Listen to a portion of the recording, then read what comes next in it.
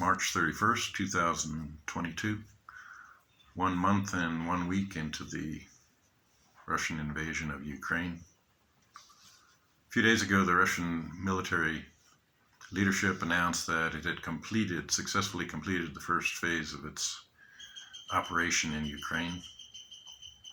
I take that to mean that their intention for the first part of the campaign was to get tens of thousands of their soldiers killed and wounded, to get a substantial percentage of the Russian military equipment destroyed, while managing to inflict mostly civilian casualties against the people of Ukraine and destroying civilian targets, while holding on to a strip of land in the easternmost section of Ukraine where the Russian occupying forces will be despised and attacked every day that they remain there. They are repositioning their forces around the capital. Another word for that is retreating. And while Ukraine begins to press its advantage to counterattack and to regain territory that they gave up in the first month of the war. And those will, as the Russians continue to retreat from the Kiev area, their forces will increasingly be cut off, and those that don't surrender will be ambushed and slaughtered. So now is the time for the Ukraine to press its advantage, to continue with the forces and the material that it has to prosecute the war and to push the Russians back. And they show no let-up of will and intention, and it only depends on what they've got to go into the battle with. And that's where the Western nations have to come in. And the Western European nations especially continue to finance Mr. Putin's war and Mr. Putin's military efforts by their purchases, especially of the Russian oil and gas sector. So they have not managed to wean themselves off Russian oil and gas. So this is a failure of the West. And there's no doubt many in Western Europe and the US that would love to go back to business as usual with Putin and the Putin regime. And that would be a colossal mistake. Now is the time for Ukraine to press the advantage onto victory, and they need our help to do it. So I want to talk about historical analogies. A number of historical analogies have been brought up in terms of what the Russians are doing now and how this parallels things that have happened in the past. It's been talked about the Russian, at the time, Soviet Union fiasco, slow motion train wreck in Afghanistan in the 1980s, from 1979 into 1989. There also have been parallel drawn to the American war in Vietnam. But I'd like to draw attention just briefly to go back a little bit further in time than that, to the French war in Indochina, at the time when the French were the colonial power in Indochina and what later became Vietnam. And specifically in 1953, there was at the end of the Korean conflict and the armistice that was signed there, a full regiment of French professional soldiers who had been fighting alongside the Americans in Korea were moved to the Vietnam effort. And a full regiment of well-trained and well-equipped professionals. So there were about 2,500. They were renamed the GM 100, the Mobile Group 100. And they, in addition to the those that had fought in Korea, there were a number of local forces, especially Cambodian soldiers, that were added, and so these, in total, they became the GM 100. Had about 3,500. They were still called the Korea Regiment, and they were full regimental strength. They were re-outfitted and retrained for the different conditions in Vietnam, and put into battle in late 1953, just about Christmas of 1953. And from there, their task was to control and to perform operations in what we know as the Central Highlands of Vietnam, the area south of what the country that became North Vietnam. And they were fighting against regular army soldiers that were the precursors to the North Vietnamese army. So this was Ho Chi Minh's army, but before there was an actual country of North Vietnam that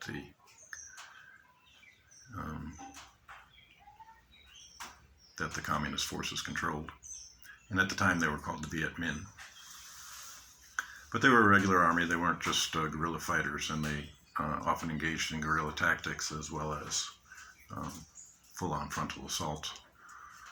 The French Korea Regiment, the GM 100, was well equipped with, they were well trained, they were well equipped with, they had tanks, they had some air support, they had half-tracks and APCs and supply trucks and jeeps, and all of this equipment, artillery, and all of this equipment confined them to the roads such as they were in that area. So they moved from Saigon, and they increasingly made their way to Pleiku and Khe Sanh, and from Pleiku to the coast. And over the course of the 6 months that they were active, from roughly Christmas of 1953 until the war ended in either July or August of 54, I don't remember exactly which. This regiment of 3,500 well-trained men and equipment were picked off, ambushed, sniped at. They often hit mines, and they were essentially decimated and massacred. And the fact that they were confined to the roads, and that the Vietnamese forces, who did know the territory better, could move much more easily with their without heavy equipment through the rice paddies, the jungles, and these the heavy equipment couldn't move off the roads because the land was either jungle or swampy, or rice paddies, which again is swampy.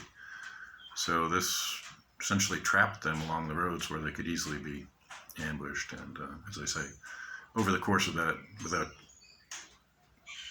going into all of the details, and to make a long story short, between Christmas of '53 and by the time the hostilities ended, they were down from the 3,500 that they started with to a fraction of that, who eventually returned to France, and many of them went on to fight in Algeria.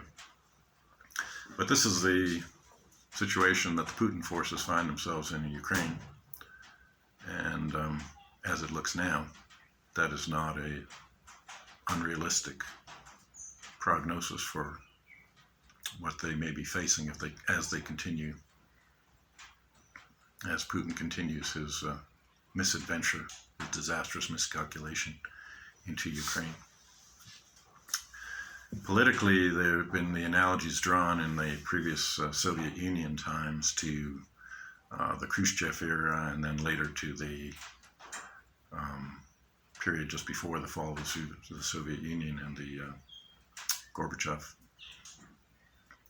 final years of the Gorbachev era in the Soviet Union. And Khrushchev, of course, was forced from power after the 63, what was seen to be a failure among the Russian leadership, because he essentially backed down to the Kennedy administration in the incident, the days of the Cuban Missile Crisis. So that was perhaps considered the straw that broke the camel's back, and Khrushchev was removed from power and spent the rest of his life in retirement and disgrace. And then you came to almost 30 years later, by the late 80s, when the Soviet Union had gone through a period of leadership by committee, and then finally, and Brezhnev, Andropov, and Chernenko, finally Gorbachev came in, tried to reform the system. This was at the time that the Soviet military was just bogged down in Afghanistan, trying to fight the Afghan guerrilla fighters there. And Gorbachev's attempt to reform the Soviet Union ended instead in the demise of the Soviet Union altogether. But I think to look at what Putin and the Russian military and government are going through right now, I think a better analogy is to look back to a little bit further to the Stalin era, because really Putin has, in the same way that Stalin did, he has eliminated his opposition to an extraordinary degree. And for so long, Stalin really was the face of the Soviet Union, and identified himself as, was an enormous cult of personality, so that he became synonymous with the Soviet Union at that time. And his reign only ended with his death. The other gang that Putin, to me, bears some resemblance are the various autocrats that have come to power in Latin America. So Putin no doubt knew Hugo Chavez. They were contemporaries, and they were both on the scene for a long time. And I'm sure that Russia had established its ties with the Chavez government in Venezuela. And what you see is that Putin really has taken a number of pages from the Venezuelan playbook. The Venezuelan socialist government is now under the leadership of Nicolas Maduro. But at the time, Chavez consolidated his rule, so he continued to run elections that were increasingly fraudulent, and controlled the various media outlets, the press and the TV outlets for news. And by that means he was able to increasingly stifle and squelch his opposition. And again, similarly to Putin, you have the sort of charisma of the man. So he had genuine, Chavez at the time had a genuine level of support among Venezuelans that, for outsiders looking in, wasn't easy to understand. And likewise, I think that's how it is with, and obviously that government still goes on, although Chavez is long dead. And I think that's unfortunately the situation that Russia finds itself in politically, that Putin has killed and imprisoned and exiled his opposition to so successfully that there may be no one left to easily oppose him within the system as it is now. And I sure hope I'm wrong about that.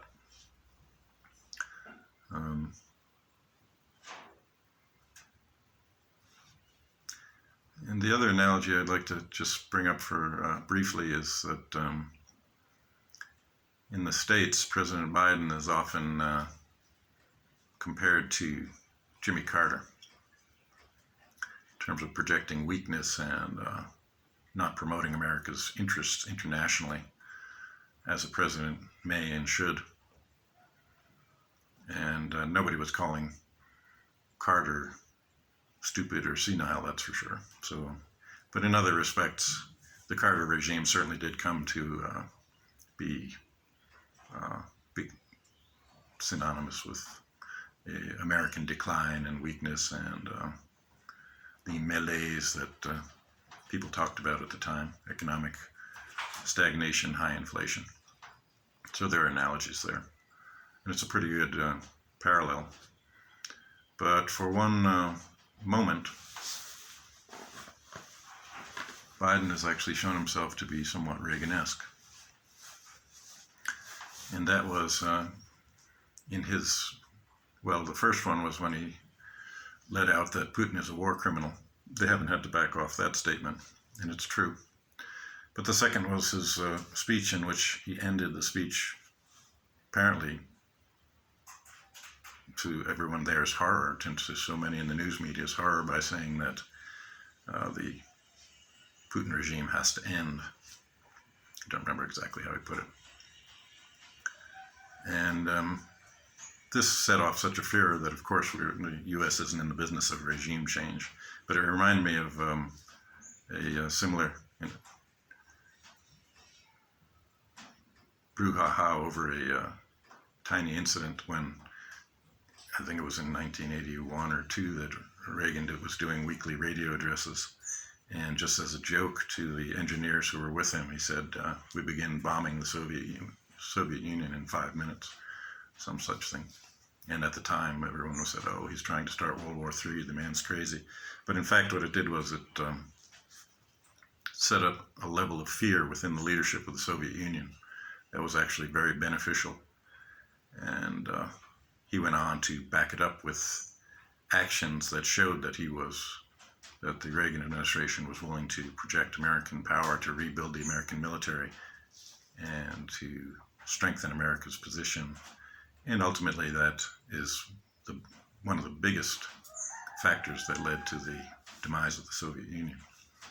But in that one brief accidental statement, that one brief moment, perhaps Biden managed to show himself slightly Reagan-esque. At any rate, the Western world needs to stiffen and maintain its resolve, because the Ukrainians show no let-up of their